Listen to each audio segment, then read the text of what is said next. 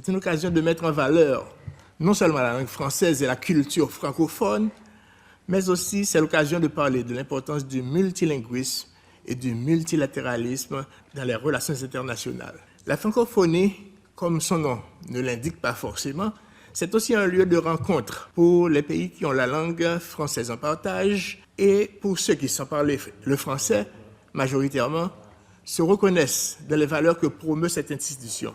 Au-delà de ses caractéristiques linguistiques, elle joue un rôle politique en facilitant la concertation entre les pays membres de l'Organisation internationale de la francophonie et en permettant la définition de positions communes sur des questions importantes dans les affaires du monde. Haïti n'est pas seulement un membre de l'OIF, elle participe à la défense de la langue française dans notre hémisphère. Et ce n'est pas un hasard si la direction régionale pour la Caraïbe de l'Agence universitaire de la francophonie a son siège à Port-au-Prince. Je ne saurais laisser passer cette opportunité sans rappeler que le français est l'une des langues officielles de l'OEA et pour continuer à mener notre plaidoyer en faveur de l'utilisation plus régulière de cette langue au sein des diverses structures de notre organisation. Malheureusement, nous devons constater que de moins en moins de publications dans divers organes de l'OEA sont traduites en français et plusieurs institutions hémisphériques n'offrent pas toujours l'interprétation pour les francophones dans leurs réunions. Nous espérons que dans un avenir proche, l'OEA arrive à mobiliser les ressources nécessaires pour remédier à cette situation. Comme vous le savez sans doute, la production littéraire des écrivains haïtiens est abondante. Nombreux sont celles et ceux qui ont été lauréats de nombreux prix littéraires prestigieux dans la francophonie, dont Mme Yannick Laens, qui nous a fait le plaisir de s'adresser au Conseil permanent aujourd'hui. Elle a été plusieurs fois primée. Et il faut mentionner aussi les noms de René Despestre, Émilie Prophète-Milcé, Louis-Philippe d'Alembert, Lionel Trouillot, Émile Olivier, Franck Etienne, et pour ne citer que ceux-là. La Voix d'Haïti résonne aussi à l'Académie française, qui a accueilli en son sein depuis quelques années notre compatriote Daniel Laferrière.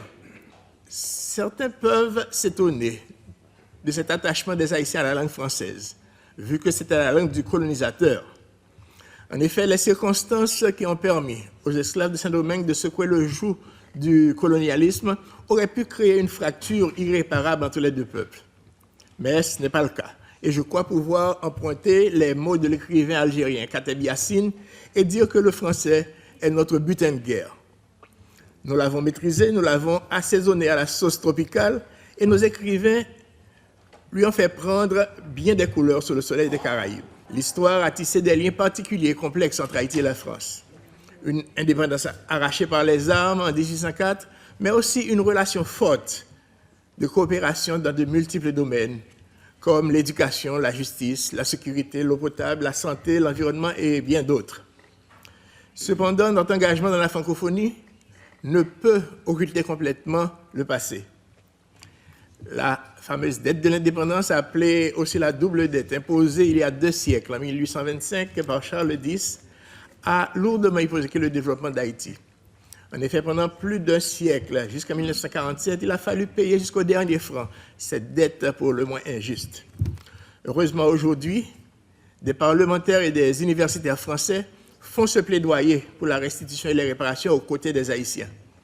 Des échanges sur cette question se poursuivent actuellement, officiellement, entre les deux États, non pas dans un esprit de revanche, mais dans une quête de justice historique et de réparation, essentielle pour bâtir une relation d'égalité véritable entre la France et la première République noire du monde. Haïti reste et demeure attaché à la francophonie. Célébrons ensemble une francophonie porteuse de solidarité, de justice et d'avenir.